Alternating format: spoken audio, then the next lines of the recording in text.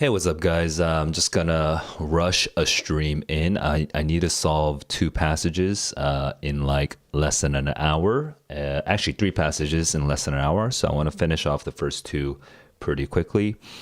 This is continuing the PSAT October 28th, 2015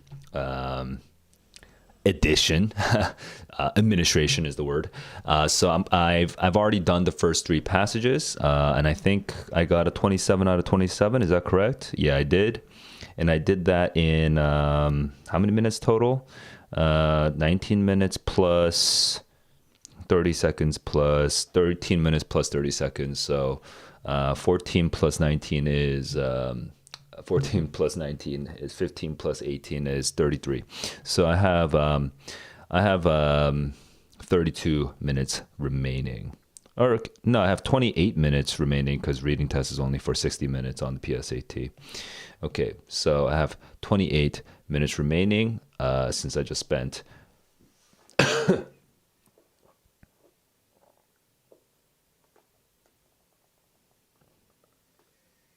32 minutes.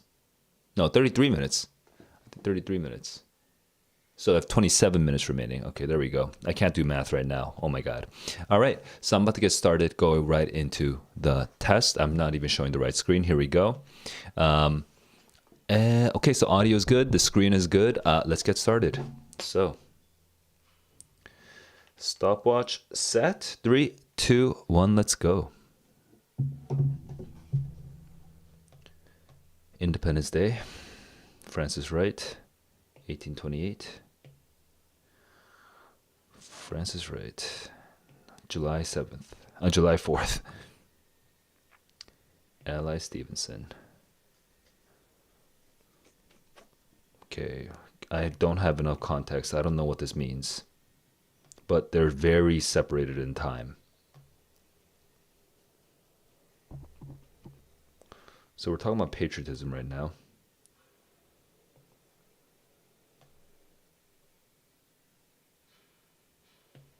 So continental Europe and Great Britain are different because continental Europe excludes Great Britain.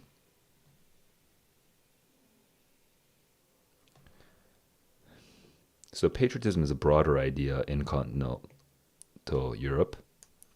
Interest of many. The race, the whole human race in general. Human liberty and improvement general. In this sense, patriotism is a virtue.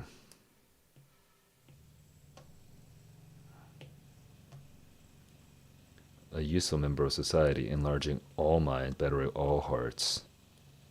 The human family. Okay, we're defining patriotism. We're liking the continental definition of patriotism.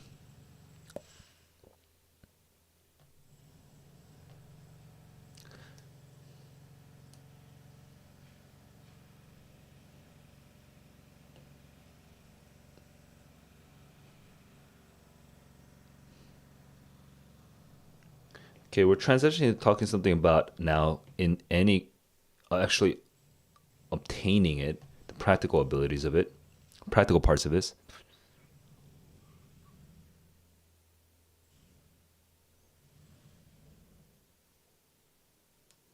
In America. Okay, it took me a while to connect that. In America, which is truly the home of all nations, every people. Patriotism is not made for America. The exclusive meaning of patriotism is not American. The British one is not American. We want to have a broader one.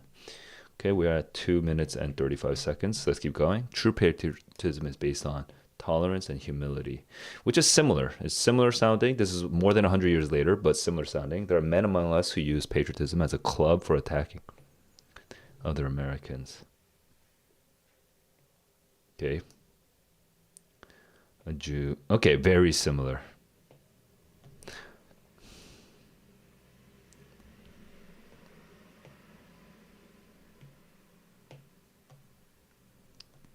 And liberty and equality, I mean, the word equality is a little different, but the liberty part very similar. complex.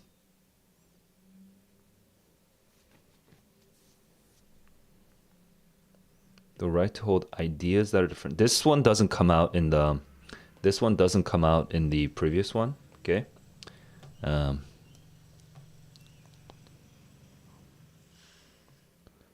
We're specifically thinking of the mind right now. That's different from the previous one.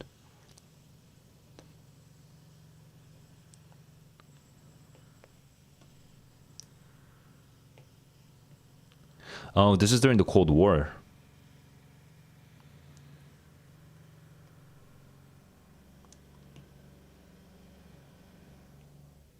Man, and he does focus on the mind quite a bit.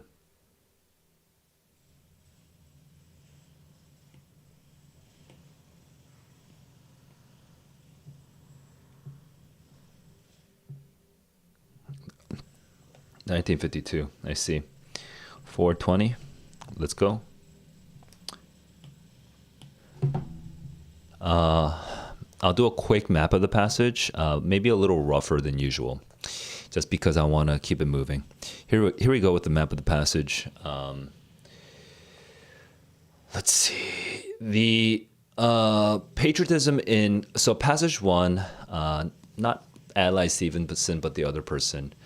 Passage 1 starts off talking about the definition of patriotism, not in Great Britain, but in continental Europe, where it's very broad, okay?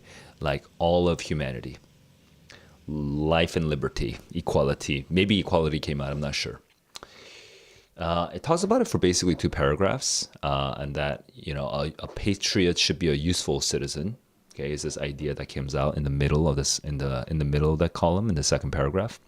Then in the third paragraph, we shift the focus to America. That it really needs to be, like, if any country in the world is going to truly represent, if any country in this world kind of like will represent, if it's actually practically realizable, right?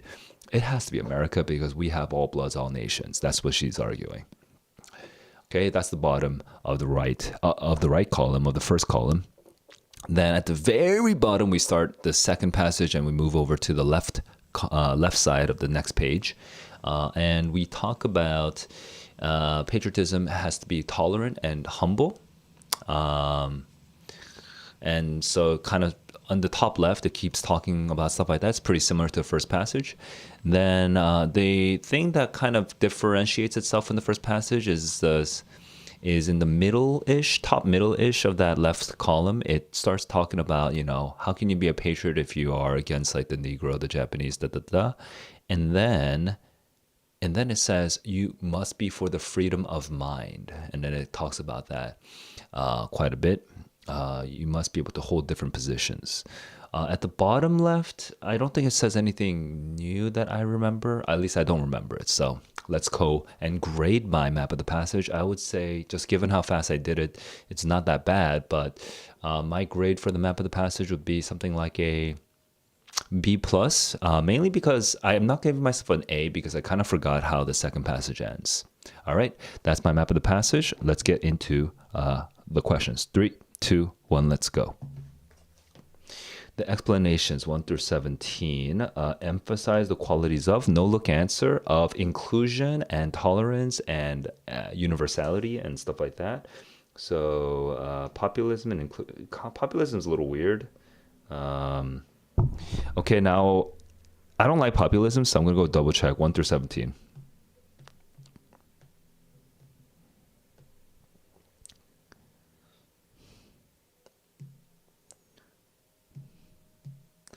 Populism, guys, College Board chose populism, but that's really not a good word choice, guys.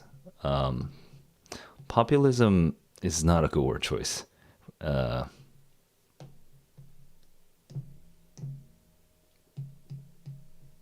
Just gonna write that comment there. It's not a good word choice. Line 31.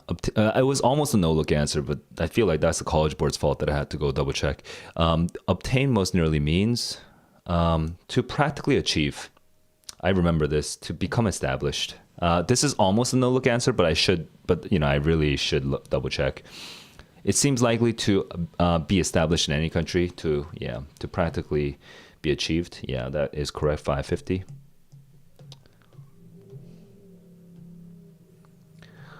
The key quality of a person who contributes meaningfully to society, according to Wright, meaningfully to society has to be useful. But what does the useful? What words do we have for useful? I'm just scanning these to see if there's anything, but maybe positive influence. But we have to actually see, because I actually don't remember where this word useful came out. Enlarging all minds, bettering all hearts. Okay, I mean, that's good enough of evidence. Enlarging all minds, bettering all hearts, a positive influence, yes. 625. Best evidence is line 20 to 22, 20 to 21. 20 to 21. Yep, that's here. Wait, let's double check 22 to 26. 22 to 26. Useful member capable of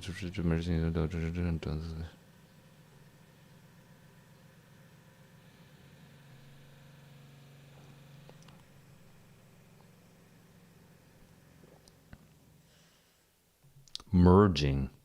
That's interesting. 22, 26 kind of seems like, okay, but there's no evidence for that's awkward. Well, I don't know why they I'll make a quick comment there. I stopped time I'm at 7:10. Make a quick comment. It's awkward because 22 is pretty good evidence for a different type of answer. If there was an answer choice E, if there was like an answer choice E, and if E says something like, I'm referring to establishing fundamental principles, merging interests, and okay, and sort of like meaningful to society is is the ability to unite people for human cause. Okay, for broader human cause, then B would actually help with this E. And that doesn't usually happen in other tests. Okay, so in this case, the B would really be useful for E, this fake answer that I made. I've never experienced that on a previous SAT where this possibility is left open. Very uncomfortable. Anyway, so it just made me a little annoyed, not a little uncomfortable that happened. I'm going to continue now. 3, 2, 1, let's go.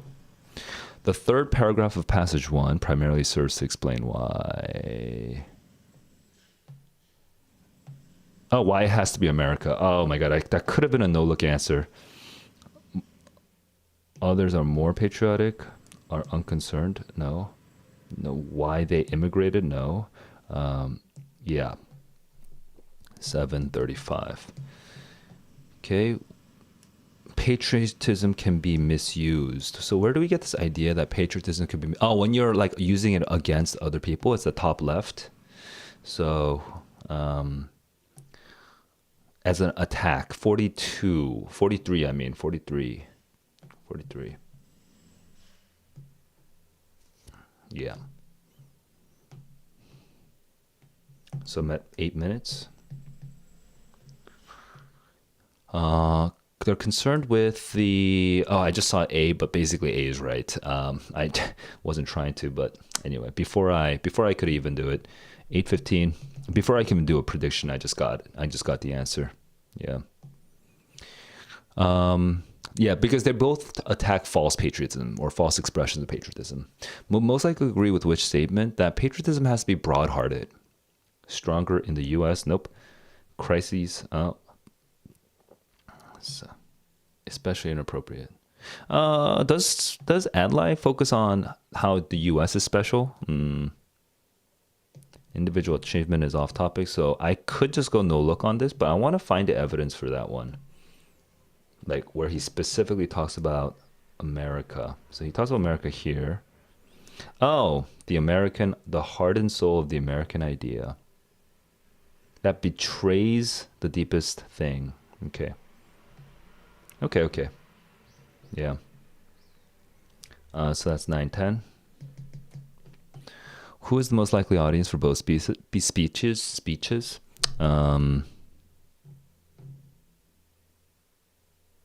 Oh, other Americans. They're like pumping on Americans. Yeah,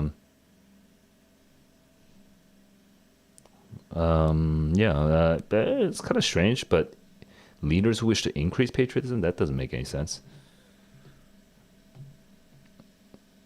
Because if they already wish to increase patriotism, then why would you do that? It's kind of a strange question, honestly. Because this is from like the early version of the new SAT, so I feel like some of these are a little weird. Wright and Stevenson would most likely agree the most important aspect of patriotism is tolerance of difference. Yeah. 10:05. Let's keep going. I think I have 14 minutes remaining. 13 minutes remaining.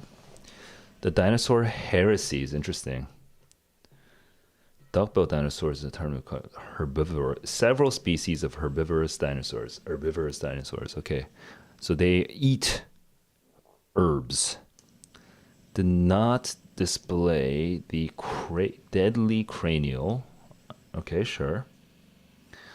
Nonetheless, they enjoyed extraordinary evolutionary flourish of head ornaments. Interesting. So their heads were complicated. And adaptation in the final days of the Cretaceous, which is following the Jurassic. This is after the Jurassic. Duckbill is about. Okay, so this is so yeah, they did have beaks, but the beaks were turned down into a sharp cookie cutter edge sheath by a self-sharpening horn. Okay, the entire apparatus was a leaf cropping adaptation, slicing a mouthful of tough fodders in one bite. Teeth. Okay, we're switching to teeth right now. Were one of the true marvels of mastication, cited everyone does. Instead of a single row of teeth along each line, they had multiple rows. A leaf shredder. Okay, so it's like a grater. No evolutionary device has ever evolved to masticate tough plant fiber. Okay, it attacks the fiber. Okay. Although the feeding devices of the duckbills provoked no end of wonder,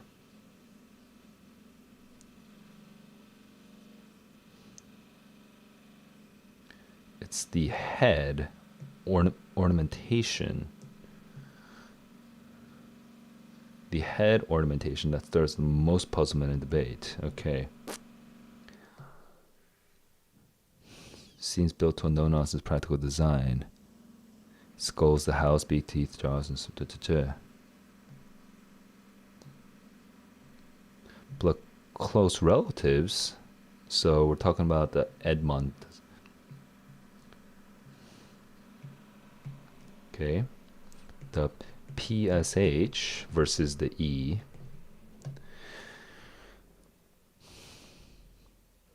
Double hollow bony like a trombone slide in the back, had a bony spike, bony crest. Okay, so they're unusual compared to the Edmontosaurus for having these impractical things.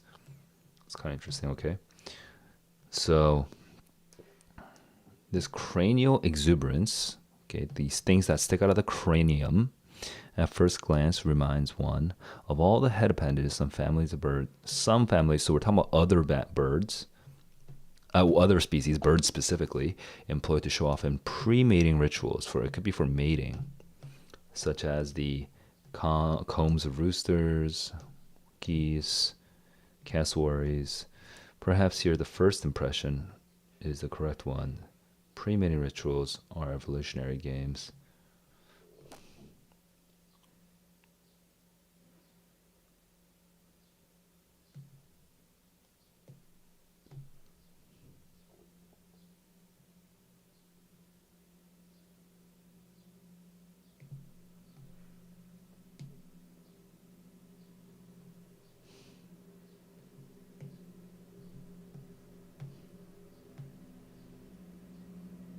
Okay. So American paleontologists avoided sexual interpretations, but the Europeans were more into it. Carl Wyman and Charles Sternberg.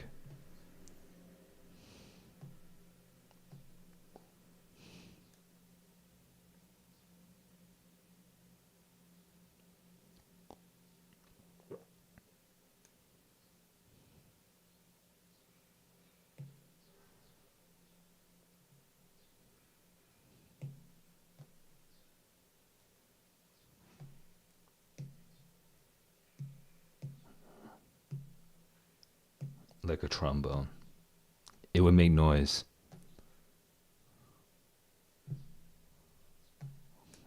Other duckbills also connected from throat to nostril produce sounds. Okay, that's cool. That's pretty cool.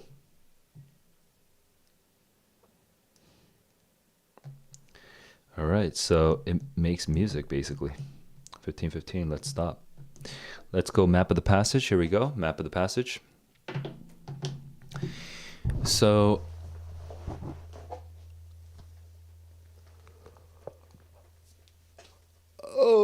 excuse me.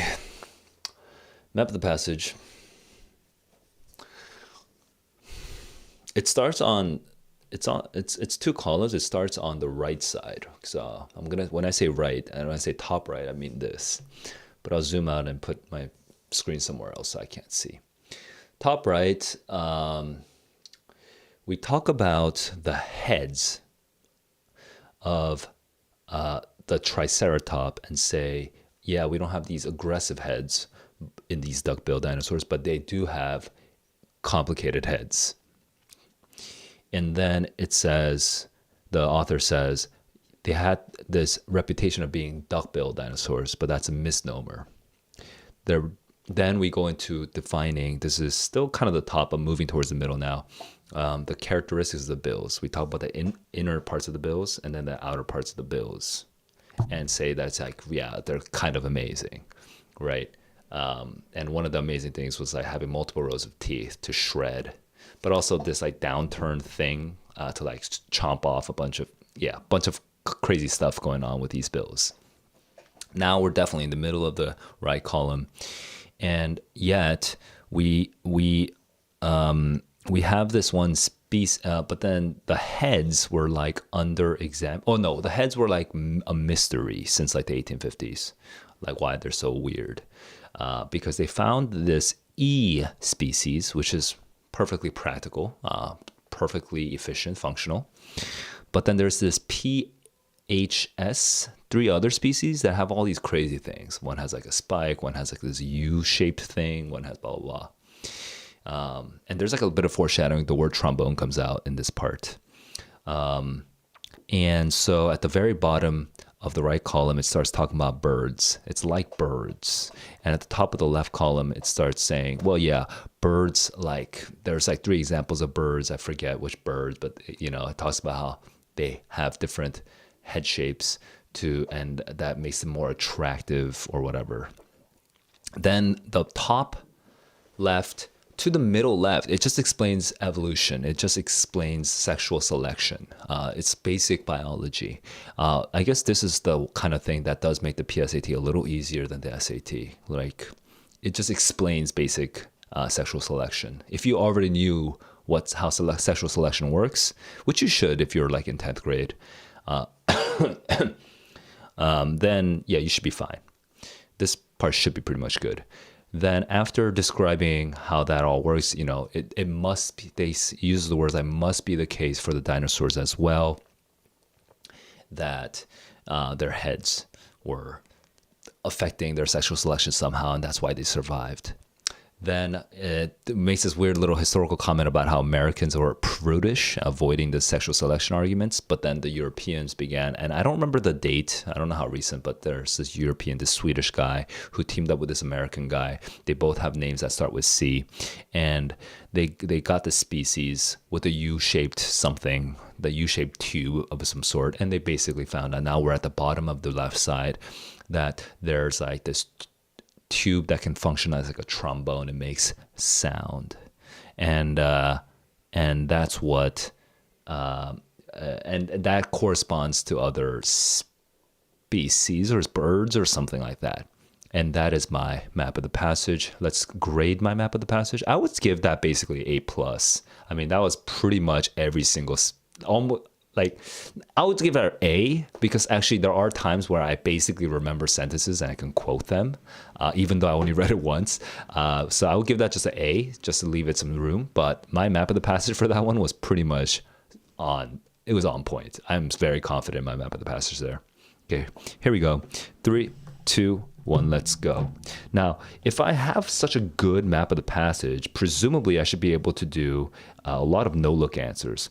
The passage as a whole is best described as a sort of historical look at a particular way, at a particular feature of a bird. A sustained argument, maybe? An informative overview. Yeah. Philosophical origins. It's not chronological per se. But there's no argument. Yeah. Yeah. No, it's just informing us. There is a sustained focus, but it's not an argument. All right. That question was actually more old school SAT. So that's not. It's not the way that the SAT asks questions these days. Over the course of the passage, the main focus shifts from a discussion of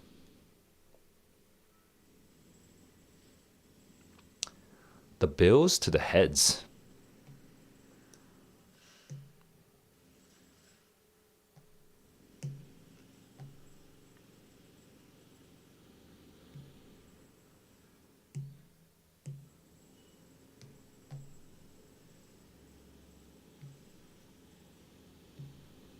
Okay, that took me too long. Like, I already knew the answer, but I just went through process elimination unnecessarily. I didn't need to go through process elimination like that. Line 16, true most nearly means. Okay, I did 2 no-look answers, but now I have to look. We're one of the genuine marvels. Oh, wow. I did not. Maybe I subconsciously saw that, but I did not see that intentionally. Okay. Uses the words at first glance, 42, and perhaps. Are we talking about sexual selection right now? 42 is at the bottom. Okay, 42, at first glance.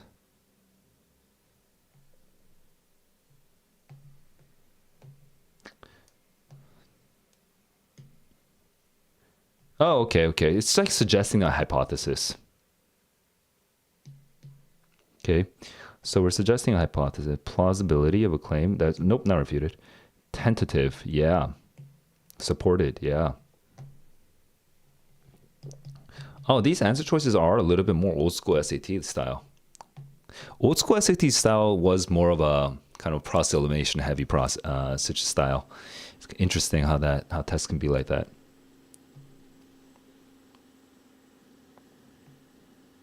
(42, 61).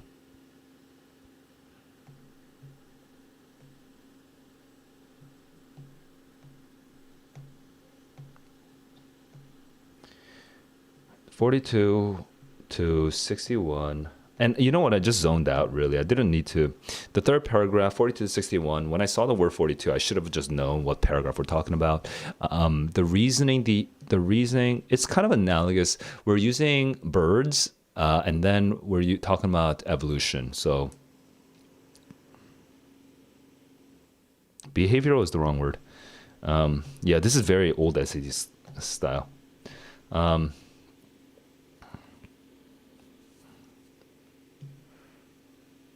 Single to all. Okay. Certain attributes by appealing to a general biological principle. Yeah. That makes sense. 19, because we're talking about evolution. That was basically my map of the passage. Which choice best states the central idea of the passage, that the heads are for sexual selection?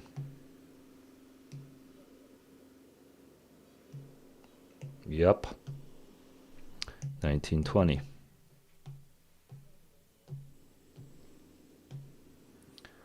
Hang on. Where would the evidence be for? Oh, this was towards the end of the passage, right? So, 7981. Let's look at 7981. Nope, that's way too specific. I'm just thinking, where do we get the sexual? It would be around here, right? If a garish head. So I'm looking at 53 to 59.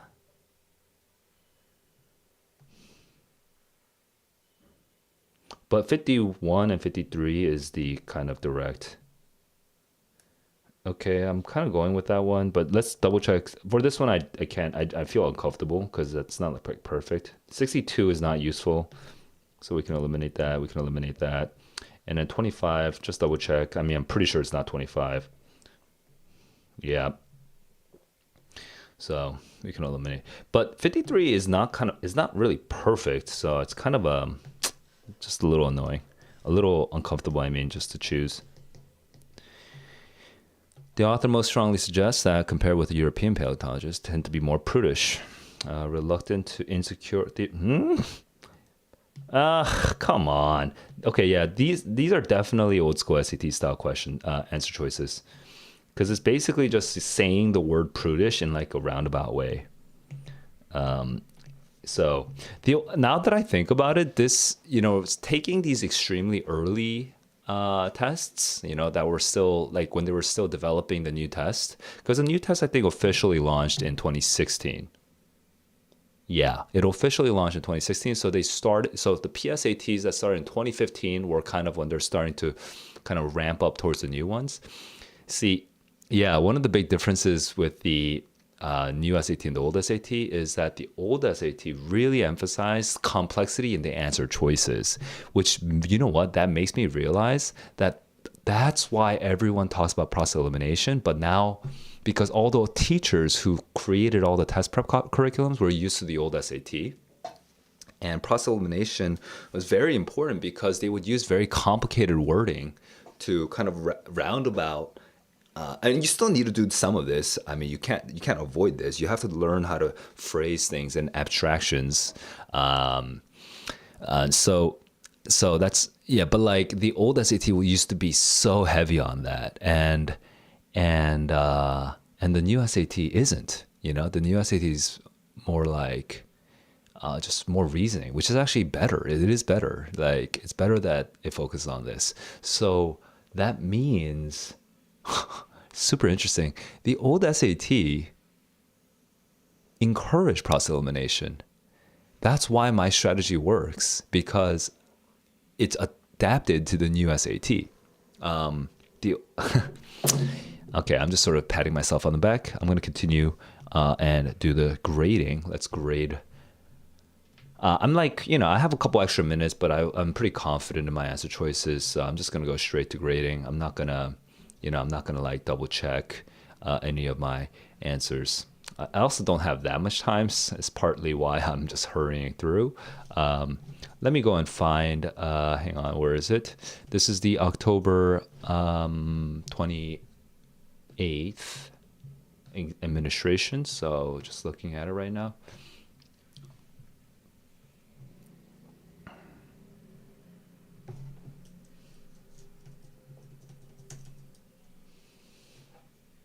Okay, October 28th.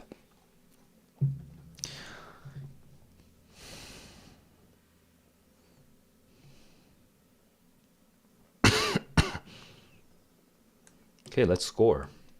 So I chose a,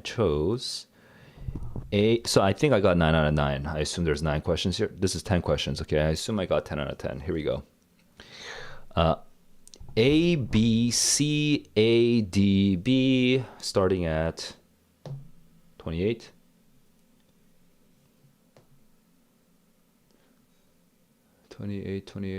Okay, I got to do that again. A, B is correct.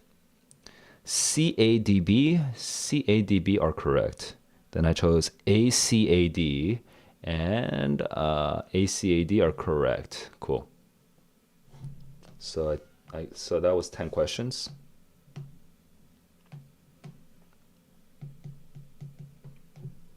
Then next, here we go. 38, CDB, CBB are correct. BA are correct. And oh my God, I need to answer these. My bad. All right, so I didn't stop time, so I have 20:55, and right now you can see my stopwatch 20:56. So let me just answer these questions really quickly. Oh my God, I just did not notice. 3, 2, 1, let's go. It can most reasonably be inferred from the passage that duckbills would have been able to determine how other the sounds are, you know, they're like determine attractiveness. By other, do we compare with other? To fend off rivals. Physically, we don't know about physically. I'm not. Then other dinosaurs. Other than their own. Okay, we're trying to do multiple species looks, and that all happens here. So let's just.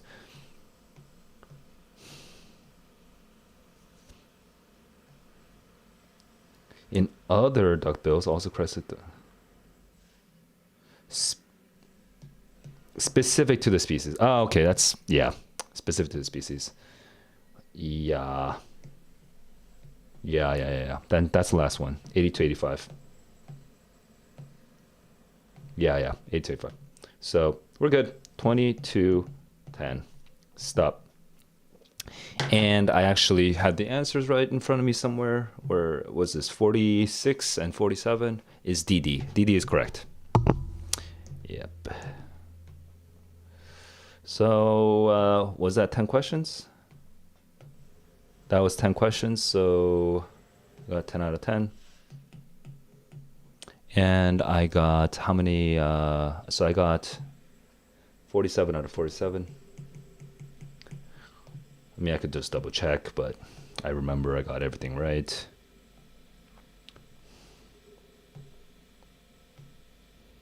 Okay, and the main thing to focus on here is, oh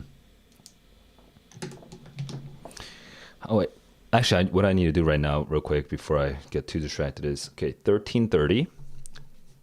Okay, 1330. You know what, let me just add this. Because I'm bad at arithmetic right now. 13 plus 25. Then we have 19. So that's 32. That's 32.55 right now. And then there's 20. That's 52 minutes. And then 55 plus 55 is a minute and 50. So 53 minutes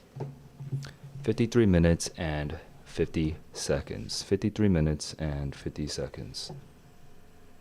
53, 50.